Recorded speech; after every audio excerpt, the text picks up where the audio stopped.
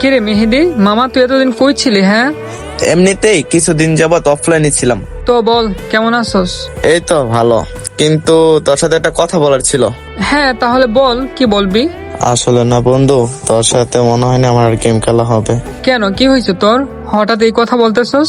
কালকে আমার ফ্লাইট। ও আচ্ছা মামা, এটা তো ভালো কথা। আচ্ছা বন্ধু, আমি বাইরে চলে যাইতাছি, তুই কি আমারে মিস করবি না? আচ্ছা মামা, তুই একটু গ্রুপে থাক, আমি একটু স্লো হয়ে আসতেছি, ঠিক আছে? ওই আমাকে বলতেছে আমি না করে মিস করবো না, কিন্তু আমি তোরে কেমনে বোঝাবো বন্ধু? তোরে ছাড়া যে আমার গেম খেলাই জমে না। যাই হোক, কখনোই বুঝতে দেওয়া যাবে না যে বন্ধুর জন্য আমি কষ্ট পাইতেছি।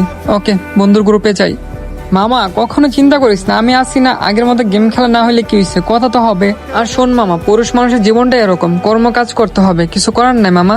ও আচ্ছা, জানি বন্ধু, তুই আমাকে কখনো মিস করবি না। আরে মামা বাদ দে না এসব কথা। আচ্ছা থাক, আমি গেলাম।